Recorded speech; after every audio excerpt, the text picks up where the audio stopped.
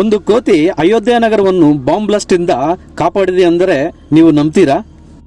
ಹೌದು ಸ್ನೇಹಿತರೆ, ಇದು 1998ರಲ್ಲಿ ನಡೆದ ಘಟನೆಯಾಗಿದೆ. ಯುಪಿ ಪೊಲೀಸರಿಗೆ 20 ಕೆಜಿ ಇರುವ RDX ಬಾಂಬ್ ಇದೆ ಅಂತ, ಅದು ಅಯೋಧ್ಯದಲ್ಲಿದೆ ಅಂತ ಅವರಿಗೆ ಇನ್ಫಾರ್ಮೇಶನ್ ಸಿಕ್ತು. ಪೊಲೀಸರು ಲೇಟ್ ಮಾಡದೆ ಬಾಂಬ್ ಸ್ಕ್ವಾಡ್ ಅನ್ನು ತೆಗೆದುಕೊಂಡು ಆ ಸ್ಥಳಕ್ಕೆ ಬಂದಿದ್ದರು.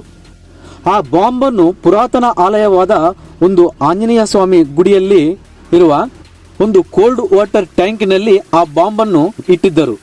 ಈ ಬಾಂಬಿನ ಬಗ್ಗೆ ಪೊಲೀಸರು ಬಾಂಬ್ ಇಟ್ಟ ವ್ಯಕ್ತಿಯನ್ನು ವಿಚಾರಿಸಿದಾಗ ಆ ವ್ಯಕ್ತಿ ಹೇಳಿದ್ದು, ಇನ್ನು 2 ನಿಮಿಷದಲ್ಲಿ ಬಾಂಬು ಬ್ಲಾಸ್ಟ್ ಆಗುತ್ತೆ, ನೀವು ಏನ್ ಮಾಡ್ಕೊಂತೀರಾ ಮಾಡ್ಕೊ ಹೋಗಿ ಅಂತ ಉತ್ತರಿಸಿದ. ಆಗ ಪೊಲೀಸರು ಗುಡಿ ಎಲ್ಲ ಹುಡುಕಿದರು, ಆದ್ರೂ ಬಾಂಬ್ ಸಿಕ್ಕೇ ಇಲ್ಲ.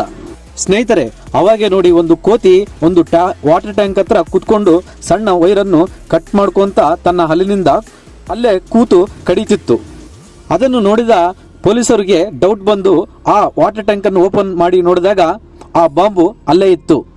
ಕೆಲವೇ ಅಂದ್ರೆ 3 ಕ್ಷಣಗಳಲ್ಲಿ ಬಾಂಬು ಬ್ಲಾಸ್ಟ್ ಆಗುತ್ತೆ ಅನ್ನೋದರಲ್ಲೇ ಆ ಬಾಂಬು ಡಿಫ್ಯೂಸ್ ಆಗಿತ್ತು. ಅದು ಆ ಕೋತಿ ಆ ವೈರುಗಳನ್ನು ಕಡಿಯುವುದರಿಂದ ಅದು ಡಿಫ್ಯೂಸ್ ಆಗಿದೆ. ಸ್ನೇಹಿತರೆ, ಈ ಕೋತಿಯ ಈ ಕೆಲಸದಿಂದ ಅಲ್ಲಿರುವ ಜನರು ಹಾಗೂ ಪೊಲೀಸರು ಆಶ್ಚರ್ಯಕ್ಕೊಳಗಾದರು. ಪೊಲೀಸರು ಇನ್ನೂ ಸ್ವಲ್ಪ ಹೊತ್ತು ಕಾದು ನೋಡಿದ ಮೇಲೆ ಆ ಕೋತಿ ಗೋಪುರದ ಶಿಖರದ ಮೇಲೆ ಕೂತ್ಕೊಂಡು ಆ ಕಡೆ ಈ ಕಡೆ ನೋಡ್ತಾ ಕೂತಿತ್ತು.